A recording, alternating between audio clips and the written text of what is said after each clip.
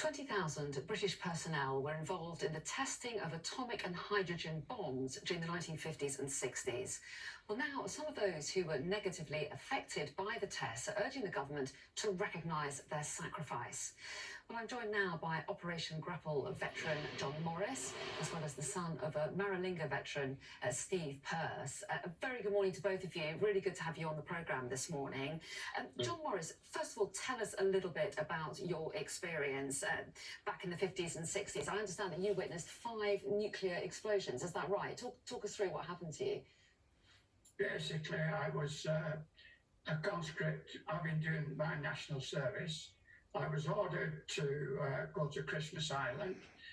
That order, I think, was because I was young, fit, and not married.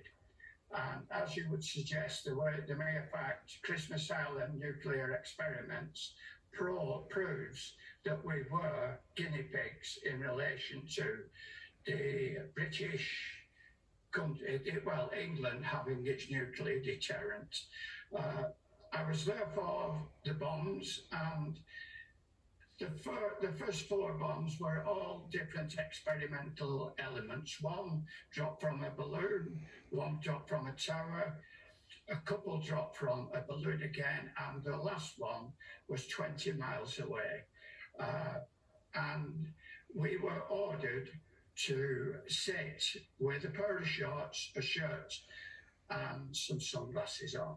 And if I tried to explain the experience, I think it would be easier to say I was there, I felt, smelt, heard, and never, ever in my life do I ever wish to experience that again.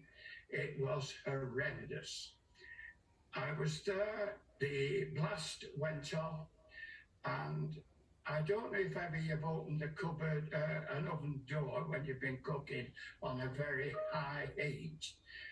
The heat going through my body was so intense, it felt like my blood was boiling. It has been suggested that anybody that was on the island at that time with that experience sat 20 miles from the centre of the sun. Would anybody with any sense have a pair of shorts, a shirt and sunglasses and sit 20 miles from the centre of the sun?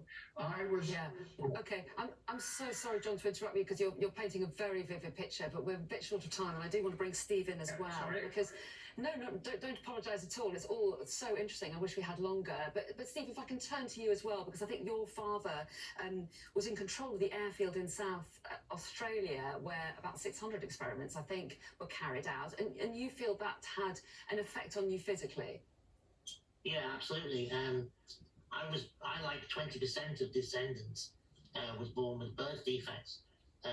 One of my disabilities is short stature, and there's 200 forms of that, and mine is unknown. I'm unique. I was also born with lumbar lordosis, hydrocephalus, and a leg bent 45 degrees the wrong way. So it has impacted my life greatly. But it's not just me that I worry about, because I am there's nothing that can be done for me. I worry about the future descendants, because this has a genetic fallout that goes through generations, perhaps for 500 years. I vowed never to have a son or a child, but I have had a son. I got married and we had a son. And in some ways I feel I played genetic Russian roulette with his life, and that still troubles me. But he is healthy and fine for now. My main worry is what happens in 5, 10, 15 years, 25 years, when he goes to the doctor and says, my grandfather was a nuclear test veteran, and the doctor says, I know nothing of this. And he says, well, I've got this condition. And he says, well, there's no research ever been done into the health of descendants, and that's what we need, really.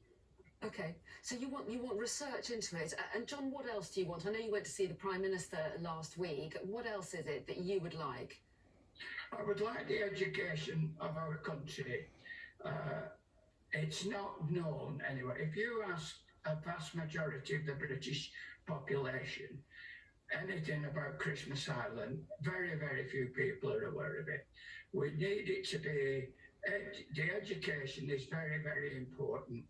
And we also, as Steve said, we desperately need research. I've been to hospital several times and explained to various surgeons and people, and they haven't got the remotest idea. One of them said, if you ask me about radiation, I have no idea what you're talking about. I'm sorry. Okay. I have never, ever come across it. So there is a lack of, research. Yeah. The MOD are failed to follow through. And Steve, very briefly, because we're really running out of time, do you think that you will get the recognition that you're after? Very briefly. Well, we spoke to the PM, and he said he would look into what we've said.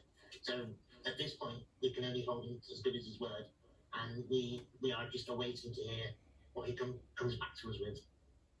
Okay, well, we wish you luck. Steve Pearce, John Morris, really interesting to talk to you this morning. Thank you so much for your time and sharing your stories with us. We really appreciate it. It's been a pleasure. Thank you. Thanks for the time.